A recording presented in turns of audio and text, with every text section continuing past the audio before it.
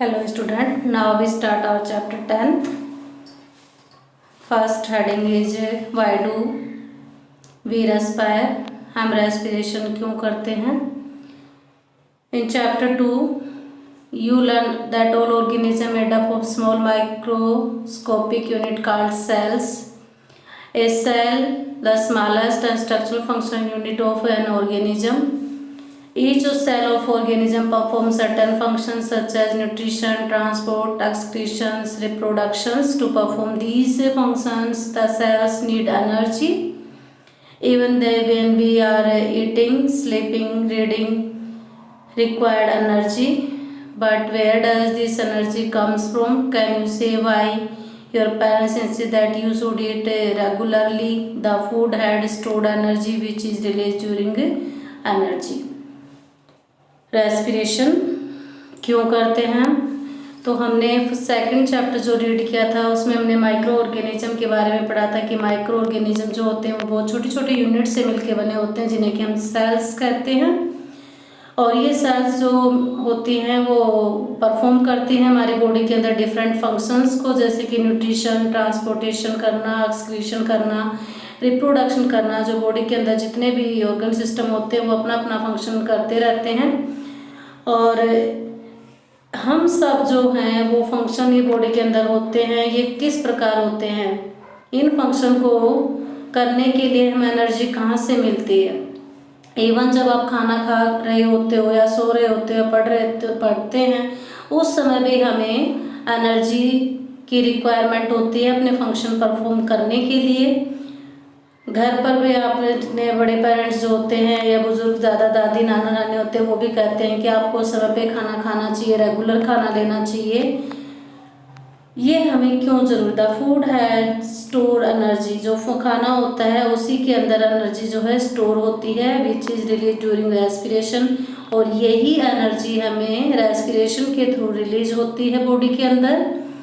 जितने भी living organism होते हैं फूड से एनर्जी लेते हैं और ये एनर्जी रेस्पिरेशन के थ्रू रिलीज होती है। During breathing we breathe in air, you know that air contain oxygen, we breathe out is rich in carbon dioxide. The air we breathe in transport to all parts of the body ultimately to each cell. In the cell, so oxygen in the air helps break down the food. The process of breakdown of food in the cell with release energy is called cellular respiration. जो खाना हम खाते हैं उस खाने से हमें energy मिलती है, लेकिन ये एनर्जी जब वो फूड ब्रेक डाउन होता है उस समय रिलीज होती है। और ये ब्रेक डाउन ऑक्सीजन की प्रेजेंस में होता है। ऑक्सीजन हम रेस्पिरेशन के थ्रू लेते हैं। जब हम सांस लेते हैं तो ऑक्सीजन को अंदर लेते हैं बॉडी के और कार्बन डाइऑक्साइड गैस को बाहर निकालते हैं। जैसे ही हमारी बॉडी के अंदर ऑक्सीजन गैस एंटर करती है तो जो फूड होता है वो फूड ब्रेक डाउन हो जाता है सेल के अंदर और एनर्जी को रिलीज करता है। तो इस प्रकार प्रोसेस को हम कहते हैं cellular respiration. In the cell, food glucose broken down into carbon dioxide, water, oxygen. When breakdown of glucose occur with use of oxygen is called aerobic respiration. Food can also be break down without using oxygen. This is called anaerobic respiration. Respiration के 2 types इसमें बताए गए हैं। First is aerobic respiration. Aerobic respiration means respiration presence in oxygen. जब हम oxygen की presence में glucose को ब्रेक डाउन करते हैं तो इस प्रोसेस को हम एरोबिक रेस्पिरेशन बोलेंगे। और यदि हमें ऑक्सीजन के बिना ही, ऑक्सीजन अगर हमारे पास नहीं होती कुछ ऑर्गेनिज्म के लिए और वो ब्रेक डाउन कर देते हैं फूड को विदाउट ऑक्सीजन, इस प्रकार का जो रेस्पिरेशन होता है उसे एनाएरोबिक रेस्पिरेशन कहते हैं। रिएक्शन दे रखी है, glucose in the presence of oxygen में carbon dioxide, water and energy. जब ग्लूकोज का ब्रेक डाउन होता है ऑक्सीजन की प्रेजेंस में तो प्रोडक्ट जो बनते हैं हमारी बॉडी के अंदर वो होते हैं carbon dioxide gas, water and energy. You should know that there are some organisms such as yeast that can survive in the absence of air. They are called anaerobes. They get energy through anaerobic respiration. In the absence of oxygen, glucose break down into alcohol and carbon dioxide. The first reaction is aerobic respiration, and the second reaction, glucose breakdown in the absence of the oxygen, is called anaerobic respiration. In this anaerobic respiration, alcohol is formed in reaction. Aerobic respiration, glucose breakdown into carbon dioxide, water, energy, and in aerobic respiration, alcohol is major product formed. तो यहाँ पे आपको main difference दिख रहा होगा दोनों reaction में, इधर कार्बन डाइऑक्साइड वाटर एनर्जी और alcohol carbon dioxide energy. Energy दोनों में ही प्रोड्यूस हो जाएगी, चाहे वो एरोबिक रेस्पिरेशन हो या फिर एनाएरोबिक रेस्पिरेशन। बट एनाएरोबिक रेस्पिरेशन में आपको ध्यान रखना होगा वो चीज़ है ऑक्सीजन की एब्सेंट और second alcohol is formed. Main difference यही है दोनों रेस्पिरेशन के अंदर। और जो एग्जाम्पल आपको एनाएरोबिक रेस्पिरेशन का देना होगा वो आपका आ जाएगा ईस्ट। इस चीज़ को क्लियर कर लेना आपको। और एरोबिक रेस्पिरेशन में ह्यूमन बींग्स, एनिमल्स आ जाएंगे। आगे देखिए, yeast are single cell organism, they respire anaerobic and during this process yield alcohol, they are therefore used to make wine and beer. जो ईस्ट जो होती है वो एक माइक्रो ऑर्गेनिज्म है, इसके अंदर सिंगल सेल होती है और जब ये रेस्पिरेशन करती है तो एनाएरोबिक रेस्पिरेशन इनके अंदर मैंने अभी बताया था और अल्कोहल बनता है। इस अल्कोहल का यूज़ हमें वाइन और बियर बनाने के लिए करते हैं। थर्ड टाइप का एक और भी रेस्पिरेशन है जिसमें क्या होता है कि ऑक्सीजन प्रेजेंट होती है बट कम मात्रा में होती है। बिल्कुल ये भी नहीं कह सकते कि ऑक्सीजन नहीं है, तो यहाँ पर हम एक तरह से कहेंगे लेक ऑफ ऑक्सीजन। और ये हमारे मसल्स के अंदर होती है। इसमें डायग्राम में आपको मसल्स का दिखा रखा है। और muscles cell can also respire anaerobic. Anaerobic respiration हमारे मसल्स के अंदर होता है but only for a few short time, कुछ ही समय के लिए होता है। When there are temporary deficiency of oxygen, oxygen की कमी हो जाती है जब हम हार्ड वर्क करते हैं, फिजिकल वर्क करते हैं कोई भी बॉडी के अंदर, जैसे कि हम रेस कर रहे हैं, साइकिलिंग कर रहे हैं, रनिंग कर रहे हैं, यानी कि हैवी एक्सरसाइज जब हम करते हैं, fast running, cycling, walking, many hours, heavy weight lifting, they are supply of oxygen. Lifting करेंगे, डिमांड फॉर एनर्जी, ज़्यादा एनर्जी चाहिए, but the supply of oxygen is energy is limited. Oxygen जो होता है वो लिमिटेड होता है, बहुत कम हो जाता है। एनर्जी की डिमांड उस समय ज़्यादा होती है जब हम फिजिकल वर्क, हैवी एक्सरसाइज करते हैं बॉडी में। Then anaerobic respiration take place in muscles, तब हमारे मसल्स के अंदर एनाएरोबिक रेस्पिरेशन स्टार्ट हो जाता है एनर्जी को कंप्लीट करने के लिए। इस प्रकार जब हम ग्लूकोज का जो ब्रेक डाउन होता है वहाँ पर एब्सेंस ऑफ ऑक्सीजन भी होने लग जाती है मसल्स के अंदर और लैक्टिक एसिड प्रोड्यूस होता है हमारे मसल्स के अंदर। जब हम फर्स्ट टाइम कोई भी हैवी एक्सरसाइज करते हैं, फास्ट रनिंग करते हैं या साइकिलिंग करते हैं या वेट लिफ्टिंग करते हैं, तो हमारी मसल्स के अंदर पेन होना स्टार्ट हो जाता है।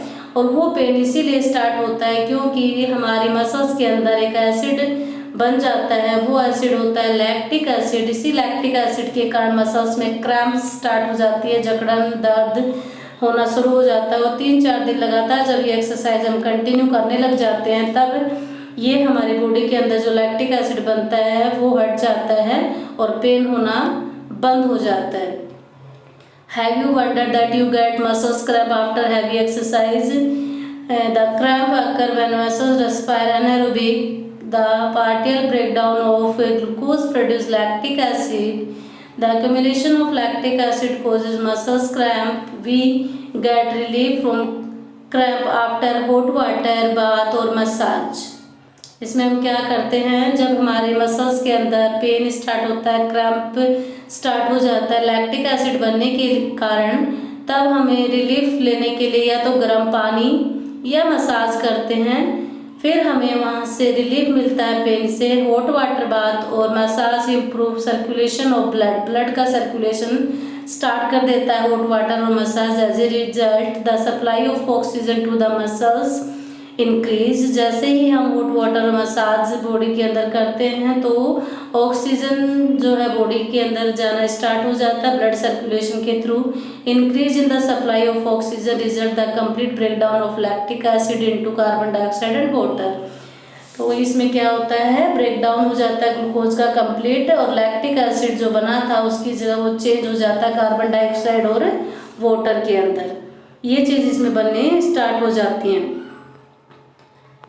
तो यहाँ पर मैंने जितना भी अभी बताया आपको रेस्पिरेशन के बारे में 3 पॉइंट्स क्लियर करें, एरोबिक रेस्पिरेशन, एनारोबिक रेस्पिरेशन और मसल्स के अंदर जो रेस्पिरेशन है वो बताया है। मसल्स में किस प्रकार रेस्पिरेशन होता है, ऑक्सीजन तो होती है बट ये ऑक्सीजन जो होती है वो लेक अमाउंट में होती है, यानी बहुत कम मात्रा में होती है।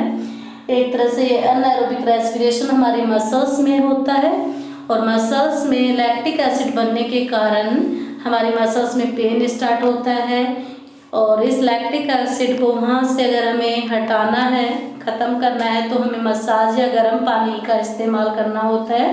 तब वो लैक्टिक एसिड जो है वो कार्बन डाइऑक्साइड और वाटर में रिलीज हो जाता है, और हमें रिलीफ जो होता है पेन से मिल जाता है, और हम अपनी प्रोसेस फिर कंटिन्यू करते रहते हैं। मेन प्रोडक्ट जो रेस्पिरेशन के आपको याद रखने, ग्लूकोज का ब्रेकडाउन होता है, कार्बन डाइऑक्साइड, वाटर, एनर्जी, ये तो आपका प्रेजेंस ऑफ ऑक्सीजन में हो जाएगा।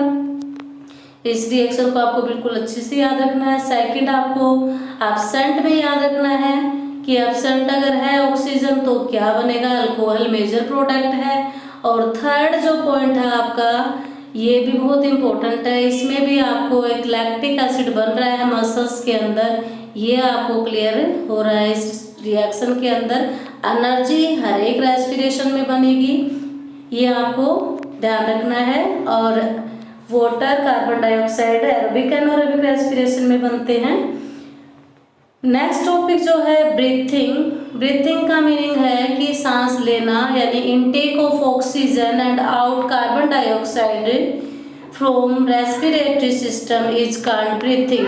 ब्रीथिंग में जो होता है उसमें हमें ये करना होता है कि इसमें ऑक्सीजन को जब हम इनटेक करते हैं तो उस प्रोसेस को हम बोलेंगे इनहेलेशन, और कार्बन डाइऑक्साइड गैस को रिलीज करेंगे तो उसे हम कहेंगे एक्सहेलेशन। ये दो टाइप्स आपके ब्रीथिंग में आ जाएंगे।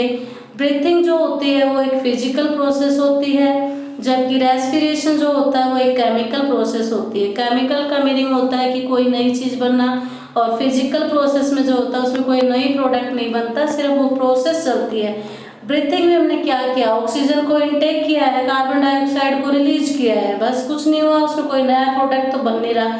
बट रेस्पिरेशन में हमने देखा कि जैसे हमने ऑक्सीजन को अपने इनटेक करते हैं तो जो फूड होता है वो ब्रेक डाउन होता है, ग्लूकोज जो है ब्रेक डाउन होकर कार्बन डाइऑक्साइड, वाटर और एनर्जी बना लेता है, तो वो एक तरह से केमिकल प्रोसेस होती है, और ब्रीथिंग आपकी फिजिकल प्रोसेस हो जाएगी।